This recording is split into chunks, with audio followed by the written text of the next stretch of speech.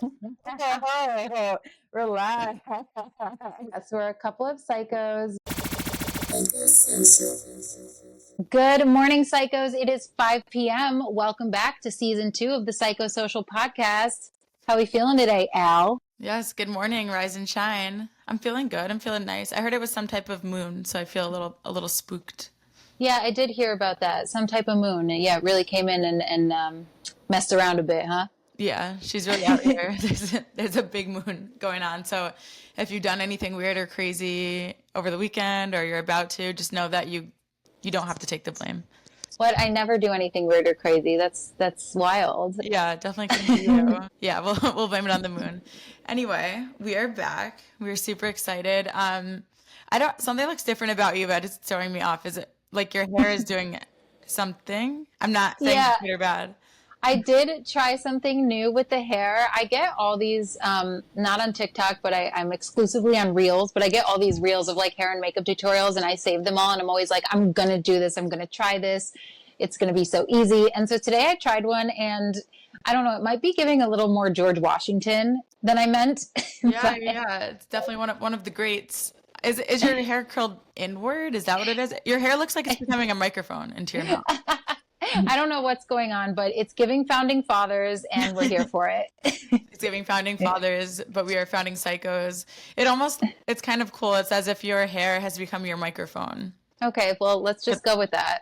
All right, so enough about Jamie's hair. Well, I guess speaking of spooky things and weird possible wigs that I'm looking at, I'm so freaked out because one, the PSL is back, and if Oh you're, my God.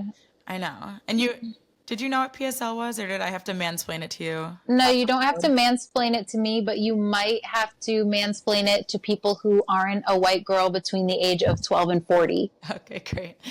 So the pumpkin spice latte is back at Starbucks or wherever you get your basic lattes. It just feels really early to me.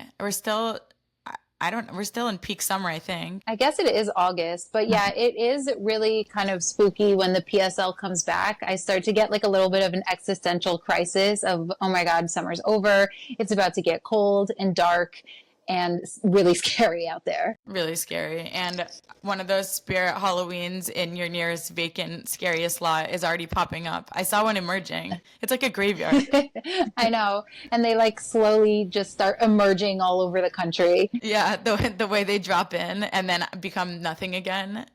It's Sounds like one of your exes. Oh God. Okay. Well, now we're even from me roasting your hair, Georgie. All right. One Okay. one roast each. One roast each, and then we can carry on. We're almost ready for Christmas.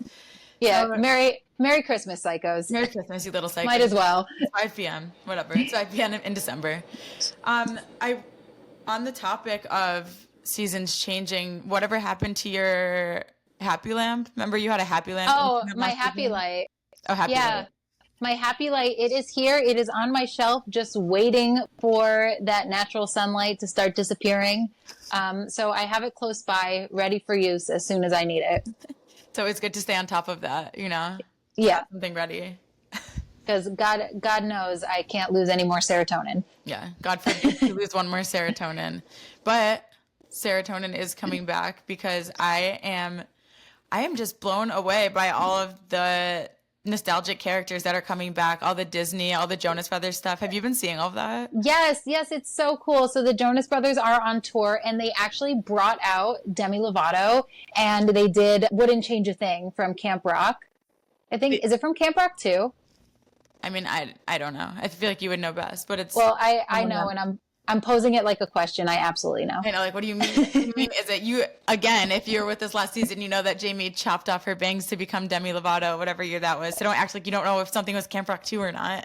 Okay, fine. I'm sorry. Yes, Let me just be my true self because we can be Yeah. authentic here. Be so for real with us right now. Okay. Well, I'm anyway, ready. this is so cool. First of all, my first like real concert that I went to was a Jonas Brothers concert, and Demi Lovato was the opening act, which is what inspired me to chop off my bangs and obsessively lip sync "This Is Me" into the mirror. So this was so cool. It wasn't a mental breakdown. It was for the arts. Of course, always for the arts. For the arts. But this is so cool that they brought her out and they performed and they absolutely killed it. It just, I think it made a lot of our millennial hearts very, very happy. They also brought out Jesse McCartney and they did Beautiful Soul together, another millennial classic. Okay, no hate, no shade to Jesse McCartney because, you know, so happy to be able to grow up with him, a beautiful soul, if you will. But I've been seeing him on TikTok prior to this, like coming back, and he's just so like it's fine. He's just so cringy. Yes, really. It's just I've seen the ones. Yeah, like it's just not like Demi emerging was very authentic and all the Joe Bros, but Jesse, I don't know. He reminds me of that guy who is still in his fraternity in college. Yes, I see the videos that make it to reels, and it's a little cringy. Yeah, I'm like Jesse McCartney definitely would still do a keg stand. Yeah, I could see that. Yeah, but so it made me start to think: why does nostalgia and memories from the past, like why does that feel so good?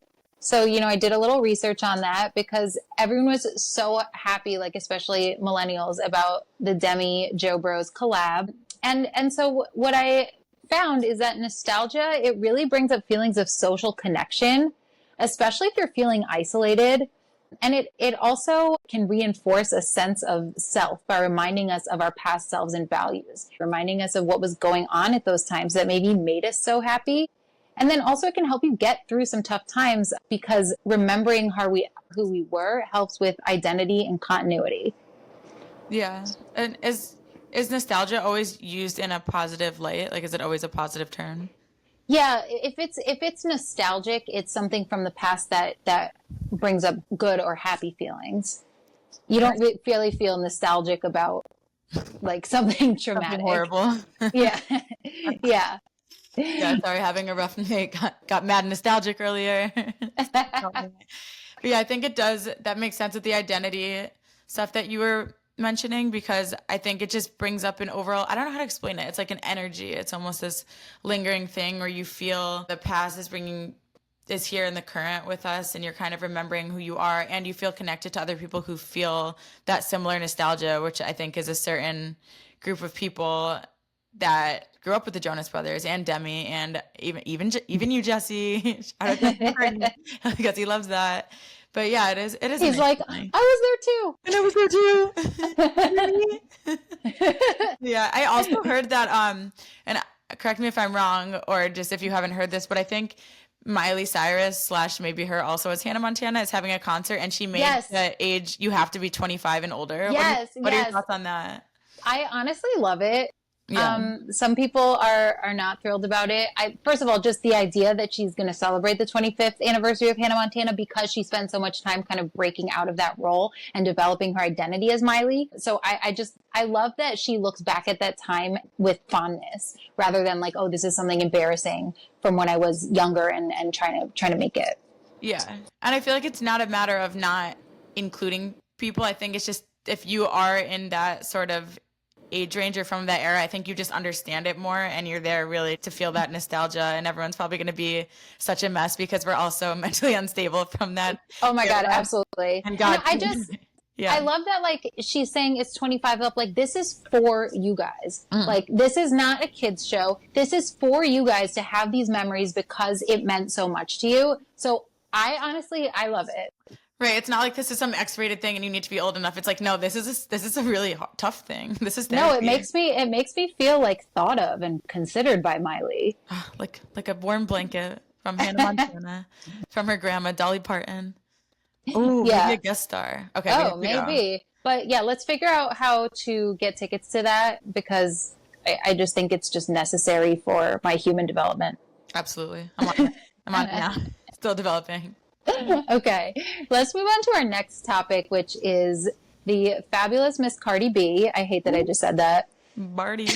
Okay, but Cardi B is in a little bit of the hot seat after going on a live stream. She recently came out with a product launch of a gift set for her upcoming album, Am I the Drama? And there is an item of clothing in it, probably a shirt. And she got on alive and she said, the box sets are completely sold out, especially because you fat. You are fat as no Chick-fil-A for y'all. All the 3X sold out in 20 minutes. I'm sorry. It's okay. Okay. as someone who, I've worked in treatment for eating disorders, and I work a lot with that community. So I'm not saying that makes me qualified to speak on this, but I'm just saying I can totally see both sides, because there's one side where I'm like, okay, things can be a little bit lighter and it's really funny. And also, if you know Cardi B, hearing that in her voice and just, it's just the Right. epitome of everything she is. And I think And that's why we she's fell in love with her. She's just so authentic and just says absurd stuff. And out of pocket. it's just so out of pocket. She wasn't trying to offend anyone. But yes, I get on the other hand saying like, y'all guys are fat as, yeah, it's a little rough, but also It's rude. oh yeah, whatever. Okay, it's kind of rude, but also I don't know. If you listen to some of Cardi B's old music, a lot of the stuff, it's not rude. It's just kind of funny. For sure. It's kind of and also she didn't single anybody out. Except for all y'all who bought the Except for all y'all fat.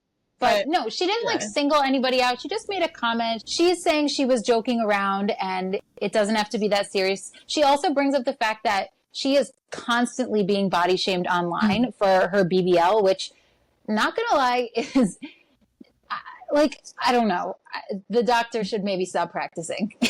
Yeah, that's malpractice. I'm sorry, Cardi, but there's something wrong going on back there. and so that's why I don't mind if you want to call people whatever, because I know she's taken a lot of for her physical appearance. Mm-hmm. But the thing is, I guess this influencer came on and made maybe a 5-part series on TikTok. A 5-part series? Yes. And oh my God. TikToker's mom also like chimed in. I don't know. They made a whole thing out of it about basically Cardi B being fat phobic and body shaming and all this stuff.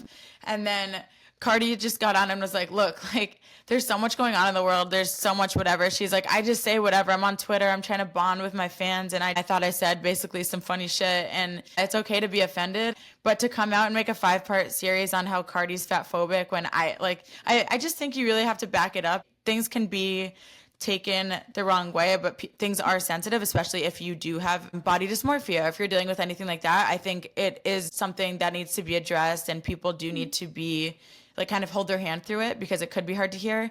But also for that influencer and her mom to make this 5-part, maybe there's more parts now, about how Cardi is fat phobic and that was so wrong. It's just a little bit. That's too much. That's way too much. You know, I think I think we all are accountable for how we react to what we see on the internet. If something bothers us, if something offends us, I think, I don't know, we're accountable for coping with that or dealing with that. But I don't know. It's Cardi B. Like, she's not politically correct. She's not filtered. So if you're going to be offended by what she says on her live, then I think you have to do a little more work on kind of protecting yourself and figuring out why that bothers you so much. See what's coming up within you. So yeah, we see both sides, but we also can kind of see that it's really not that deep, and I don't think she meant to hurt anyone. I think it was honestly just a comment. There was definitely no hate. And then she goes on in her live to kind of say, look, like in the real world, you don't get apologies. You don't get to demand apologies because someone offended you. Why do I have to come on here and apologize to everyone because I made one comment? So I kind of agree with her there as well. I mean, you can't just force someone to always apologize just because you're offended. Sometimes you have to find other ways to get through it, especially if it's not a celebrity where you can build up all this camaraderie and get all these views. So it's like, how do you move forward? And I think that brings up another point that we were talking about earlier, is that like, is kind of cancel culture, is that still going on? Do we still need to make public, not we, but like celebrities.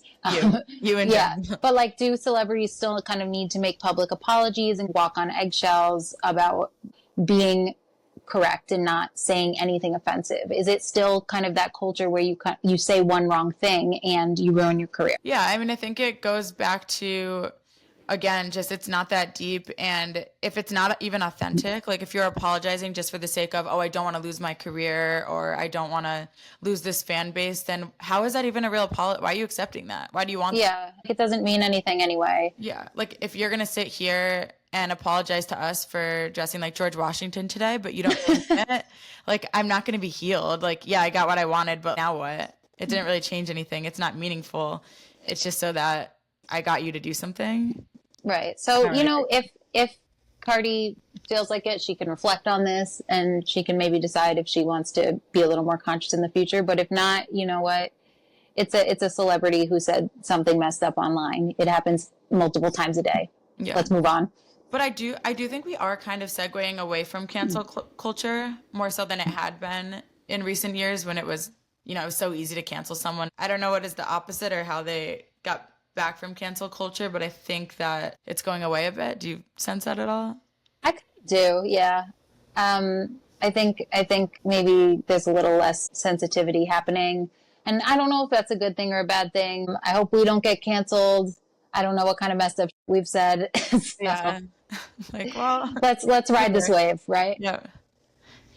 Okay, so our next topic is Raven Simone. Wow, this is a big Disney episode. I know. You know what? I put a little bit of my personal interest in there as I was researching topics. But so Raven Simone, obviously star of That's So Raven, another millennial Disney show that we sort of grew up with. Raven is now out as queer, but she wasn't for a very long time.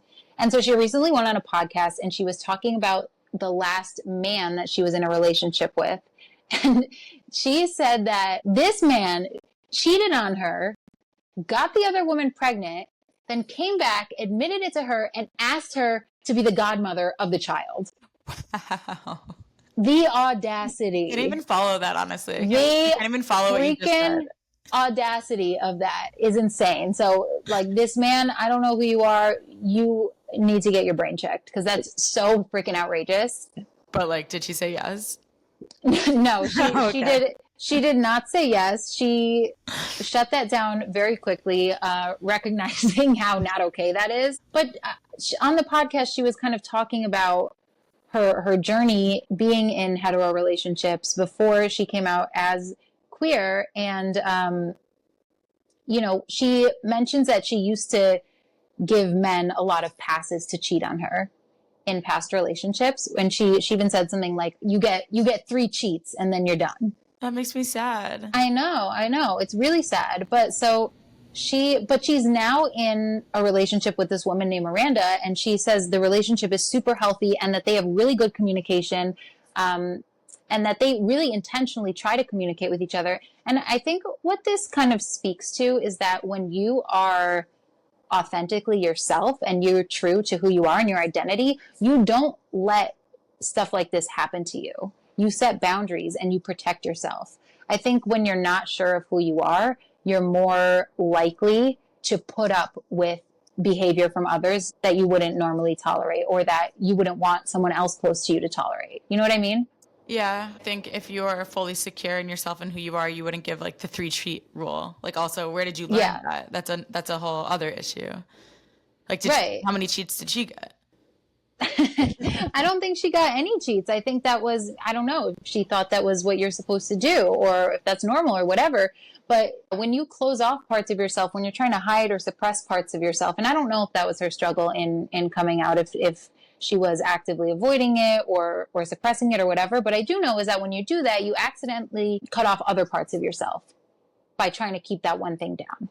And so you may tolerate mistreatment or you may lose access to other really great parts of your personality or your identity. So I'm happy that she's in this very secure and stable relationship now. Yeah, I've seen some of their videos. They actually seem really cute. It seems like a nice relationship. And Good for them. And I hope she's still buddies with Kyle Massey.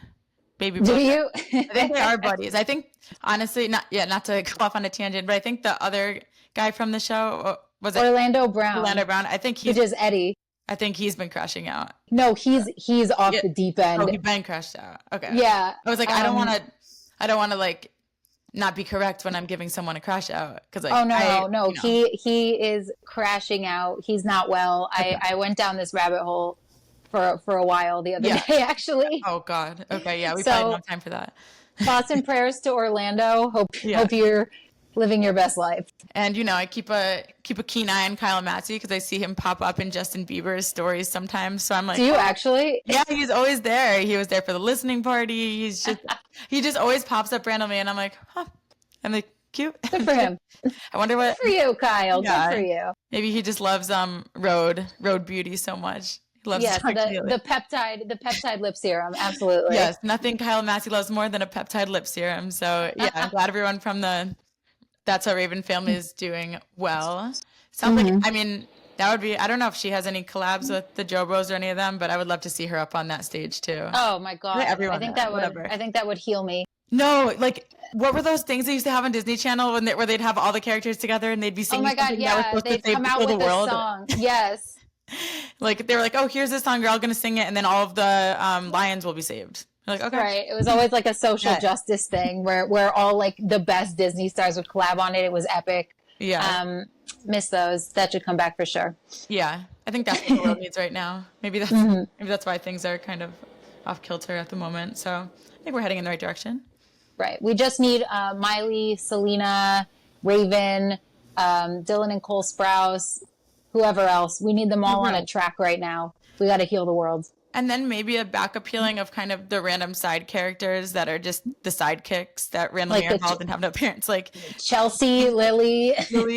Why was this the like the, what do you call it? The method or the prototype? What do you like call the formula? The formula for making a Disney or Nick show was have this family and then have this random troubled kid who may or may not have parents but is around. Right, but they're always around. Like they basically live with you. Yeah. And they have no backstory. They're just okay, here's Lily, here's the other one. And I think there was I was actually randomly talking to a friend about this, how there was a segue, not to make this a period piece, but in time, it was a blonde, like, ditzy friend, and then over time, it went into a redhead ditzy friend. Yes, like on Wizards, too. Yeah, there Harper. You go. Enter Harper, enter Chelsea, when typically it was Kimmy Gibbler, Lily, who's the one from iCarly? Sam. Wow. I mean, I would love to go on and on about this. And it is interesting. Yeah, I do wonder more about like why that was the necessary formula. The random sidekick friend maybe has a romance with the kind of nerdy boy that's involved. Like enter Mitchell Musso, enter the camera boy from iCarly. Freddie, why don't you know anything? You know my memory's shot, bro. That's why we have you. If the podcast was just me, it would just a lot of blanks. I would just be alluding to a lot of things. And that's why you're here, to just kind of say stuff like... Okay. Well, anyway, let's Kimmy Gibbler. Let's shift. Are you done? I could be done. So let's shift to actually another child star. The girl who played Lily from Modern Family. Her name is Aubrey Anderson Emmons, and she recently just changed her name to Frances Anderson. I guess Frances is her middle name. This girl is 18 now, which do you feel old yet? Feeling old yet. Yep, thanks. Yeah. If it wasn't Jesse McCartney, it was this. So she is trying to transition out of acting and into the music scene. She recently just released a single, couldn't be bothered to listen to it. I'm so sorry. But so now that she's 18 and she's sort of shifting her career trajectory, she wanted to change her name so she doesn't kind of get confused with just being boxed into Lily from Modern Family, the girl who would kind of run in, say something out of pocket and leave. She wants to be seen differently. And so this brings me to something in psychology, which is, so there was a psychologist named Eric Erickson, which is like, okay, yeah, I'm Jamie Jameson. Very cool. But he had something called the theory of psychosocial stages of development. Plugged our name. Psychosocial. Psychosocial. Okay. Anyway. They said it. They did the thing. So stages of development, basically it says there's different age ranges and each range is associated with a certain challenge or task that you have to overcome. This is in like every Psych 101 class in the world. And if you haven't taken Psych 101, like just go Google it or something if you want to know more. I'll explain this stage. Okay, with the time it took you to shame everyone for not taking Psych 101, you could have explained it already. Okay. Jamie Jameson. So anyway, the age of 12 to 18, the task or the challenge is identity versus role confusion. And this is during adolescence, young adulthood, and characterized by the struggle to define your own sense of self, exploring different roles and values, and establishing a stable identity. Success leads to a strong sense of self, and failure results in role confusion, which might impact your ability to stabilize and form relationships, make decisions. So I thought this was interesting and just timely because she is 18. She is developing a different sense of identity than maybe the one that she wanted. So I just thought that was an interesting thing in a way to kind of tie in some psychoeducation. And how are you feeling about that? Because you look like you just dissociated to another planet. Blacked out for a second. You know I love psychoeducation. My favorite part of the pod is psycho ed. But it could segue us into my actual favorite part that really lifts me up is the little jig. Oh, okay. So we're done with that already. Well, anyway, if you were if you not you're done? Sorry, I know you're doing a lovely job, and the fans are probably feeling so educated. You know that my attention. You know I'm a subtitles girly. I know, and I always put subtitles on our YouTube. Quick plug: we put the full episode video and all on YouTube if you want to see us. Yes. Thank you for that Cool. advertisement. So advertise myself on my own show. Perfect. Yeah, I think it's going really well. Very good. Very, very good. So moving on to our next topic is Kris Jenner.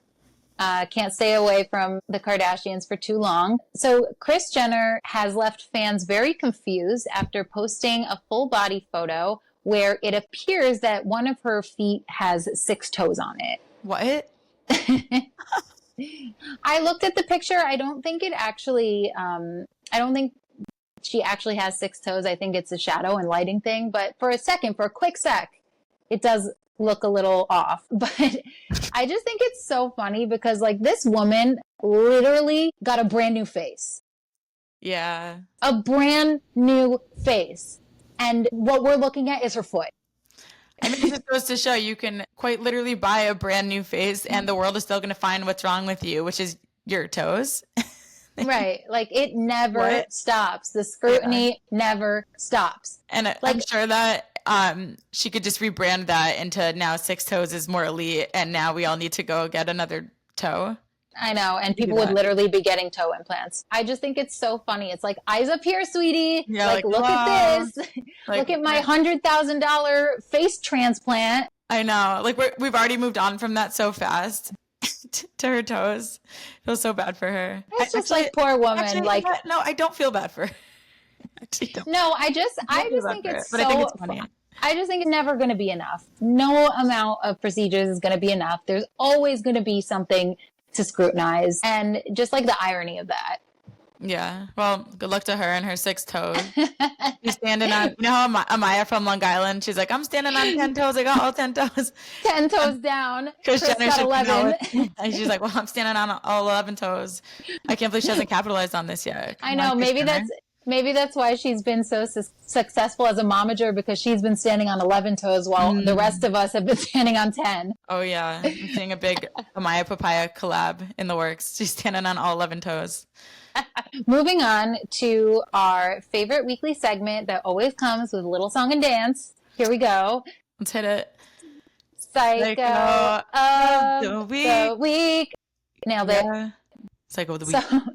Psycho of the week today is none other than JoJo Siwa. Yes. Allie, tell us why. God, I just love to see that name in the media again. I don't know. She cracks me up. I don't know what it is about her. She's one, so interesting, such an odd, amazing specimen. JoJo Siwa, you will always be famous. You are hilarious. So never stop whatever it is that you do. JoJo is now releasing a new song that's basically a diss track to herself.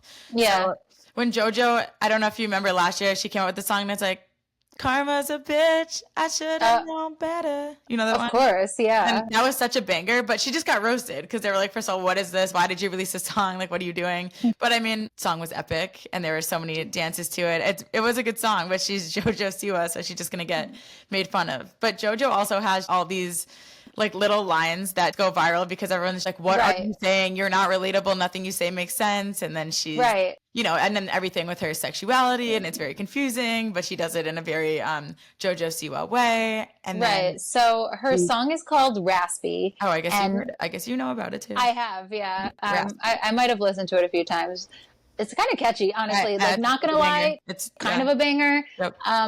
So the song is called Raspy, and it goes on to go over sort of all of these moments in the media that have turned into memes or that people have been roasting her for, you know, from, she talks about the origin of like being forced to perform at a young age on Dance Mom. She covers Dream Guest on my podcast. And that's on my podcast.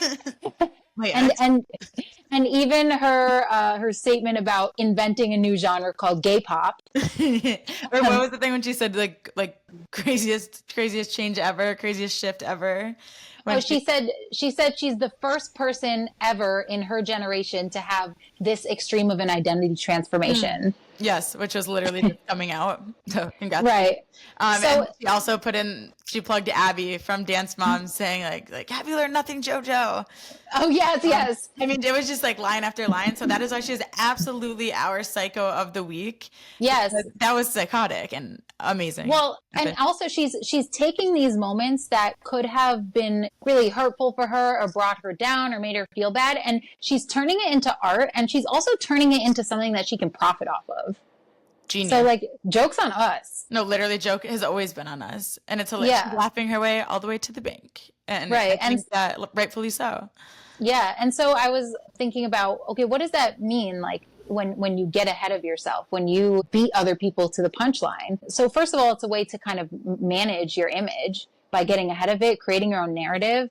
There's a type of therapy called narrative therapy. And that's where the goal of it is to really take ownership of your story, see what stories you tell about yourself. Like, are you the kind of person that says, only bad stuff happens to me? I never succeed at anything. Nothing ever works out for me. You know, it's taking those narratives and rewriting them in ways that are better for you and ways that are actually going to be helpful for you, and shifting some of those perspectives about yourself. So I think that's kind of what we're seeing here. It is a great example. This should be used in textbooks because it's just, instead of all that negative self-talk and then, believing these stories that are said about you or you've just been taught to believe on a micro or a macro level in all of your systems, she takes them and she, in front of the whole world on a grand scale, because in narrative therapy, something so important is witnessing and kind of rewriting that so you have something tangible so you can really believe it and have somebody else see it. How amazing that she's basically forcing everyone to see it against their will. So we have to witness her, take back her power, and make these stories into, like you said, her art and these songs that are literally low-key bangers. I don't know how she does it, JoJo. Keep it up. She's got a good team. Yeah. I think it also shows self-awareness, because when she comes out and says something like, I'm inventing gay pop, or I'm having the biggest identity transformation of all time, like that seems really unaware. Yeah. Like it's just like, okay, like read a book. I don't know. Yeah. So for her to acknowledge it and make fun of herself, it shows us that she really can see this from an outside perspective. And to me, it makes her a little bit more human, and it makes her more likable. For sure. And I think if you're a little comment creeper like me, I love like bopping around in the comments. People really value it so much because they're like, okay, yeah, like a self-awareness queen. They're like, okay, they're like, fine, we like you, JoJo, or like whatever. And it's just showing that she is human just like us. That stuff is hurtful, and she does see it. Like, obviously she sees it, or else she wouldn't know to put it in a song. But then having that self-awareness to make it into a pop banger, never been done before. Another industry revolution. A revolutionary. That's our girl. So yeah, I think everyone in the comments says exactly what you just said, Jamie, just about how it really does humanize her and puts us at the same level. And she's not the butt of the joke anymore. She's kind of in on it with us. And I think that's really healing. I think then it kind of goes away also. I think as an artist too, or a celebrity, you get ahead of that narrative and you get to run away from it because you're like, yeah, I already tackled that. You're like, and then like, I'm over it. Now go stream my song. Exactly. So her PR team and her music team, y'all really nailed this one. Yeah, crushed it. But it also reminds me of, I don't know how familiar you are with Renee Rapp, because I had a Renee Rapp obsession. I haven't had an obsession, but I'm a fan for sure. I don't know if it got to that level. So yeah, Renee Rapp has, had quite the career from being on Broadway, Mean Girls, the movie version, and she was on that show, College Girls. I think it was the Sex Life of College Girls. Yeah. So she was on there, and then I think she has maybe somewhat recently come out as queer. Probably not that recently, probably for a while. I think she's been out for a while, yeah. Yeah, but she's been on all these podcasts and being on all these interviews, and one of her main quotes has been that it's okay to cheat on men as a woman because that's just discovery. That's just self-discovery. And it's like, it's kind of funny, but it's also, people are getting mad because they're like, what do you mean it's discovery? Like, you're just saying that cheating is okay. And then I guess as she entered her current relationship, it was kind of a cheating scandal as well. So even though, again, similar to JoJo, I think she's getting ahead of the narrative and she's bringing it out before somebody can just like attack her, catch her off guard talking about it. She's discussing it. But Renee Rapp, I find hilarious, but she's so funny. She's and really she funny. like, She's she really says some outrageous stuff in her press interviews, which I love. She's wild. And it's just anything. I feel like she's just how I Like imagine. no media training at all. I mean, and like, because she doesn't want it, because she doesn't want to be like that. What are you going to do? Just sit there and just say this boring stuff? Like, instead, we're getting the real, raw, again, keyword of the episode, authentic, and it's funny and it's real. But there's, all these keyboard warriors at the end of the day, still, they're going to roast you for things that is typically not, I guess, correct. So I just don't know. It's such a hard position to stand on because whoever was cheated on by her or her partner, I'm sure it's really hurtful to be seeing it as kind of the butt of the joke in every single interview when you did go through some of that trauma. So I don't know, but it's still so funny. It's like, I don't know where to stand. I need help. Yeah, that's tough. I think it's pretty funny. Yeah. I'm going to go with funny on that one. Yeah. Okay. We're choosing Team Renee on this one. But yeah, everything, like she was on, Z-Way, and she was on Call Her Daddy, and everything she says is just so out of pocket. But again, I think that's what makes people, aside from her obvious, she's so talented. I mean, she's just amazing. Yeah, I think like part of that is having the talent to back that up if you're going to say some kind of out there stuff. But if you have the talent to back it up, I think it I don't know, but not makes it okay, but like. No, but I think it gives you the security to be more confident and intentional in what you're saying, because it does kind of bring a little bit of a full circle moment going back to Raven Simone when she wasn't very secure in herself and she was dating that man and said, you have 3 cheats and then you turn into a goblin. It's kind of like, what do you like, whatever the cheating role, she wasn't secure in that. Yeah. And it's kind of absurd. And we're all kind of like, that doesn't really make sense. But Renee is very secure in herself now, and she's in this relationship that she's secure in. She's doing projects she's secure about. So I think say secure again. Secure. Secure. Ew, when you say a word a lot and you can't say it anymore. Yes. And I'm done saying it. So thank you for shutting me down. Okay. Now I've been silenced. But yeah, so I think she just says whatever, and it's funny to her, and she knows that she now I can't say secure, but anyway, she has a good team and she's feeling good and she's feeling something similar to secure, so she feels good about what she's doing and saying, and it's received well by the audience because again, it's authentic. Right. So word of the day, authenticity. Word canceled for the day, secure. Write that down. We're done. Write that down, look up some synonyms. I'm gonna have to get you with a what? A thesaurus. Okay, well, we're going to get you a dictionary. Okay. Got him. Well, we're going to go read a couple of books. Yeah. Are you done staring at yourself in the camera the whole time? No, I'll never be done with that. Can I tell you an insider therapist secret? Sure. Because all of my clients are telehealth, I literally pin myself so I'm the big box. Yeah, and my client is this small box, and I literally stare at myself the entire time. I can't explain why it works, but it helps me get through the session, and I think it actually makes me a better therapist.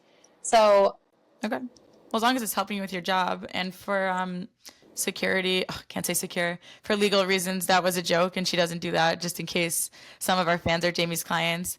But I will back you up. I do think that does make it better because sometimes it's just weird to know where to stare. So there was this one time where my client's camera wasn't working, and so we just did the session without any camera at all. And for some reason I felt like it went a lot better, but it's not the norm. Because I think there's also this stigma of, if your camera's off or it's just essentially a phone call, you're not getting the value. But I think we're going to have to look into that because I think it does help with the session for some reason. For me, I don't think it helps to look at myself like you do. I don't want to look at myself because then It helps me for some reason. I don't even know why. I got to look into that. Maybe I need to go call my therapist. Yeah, I think it's because I still have the trauma from last season from someone badgering me about my face being asymmetrical. So I think that's all I can see. Maybe that one I will call my therapist. So Okay. we'll Well, tackle whatever that you need. on that note. All right. Well, thank you for listening, Psychos. And if you're Disney Psycho, you have a very exciting week or weeks coming up, and I can't wait to keep seeing who the JoBros bring out. So that'll be fun. Jamie, I see you're still looking at God knows where. Don't worry about it. Okay, I won't worry about it. I'll try to look at myself more. Oh, not Oh, symmetrical. Oh, all right. Love you, Psychos. We'll see you next love you, week. Psycho. See you next week. Bye.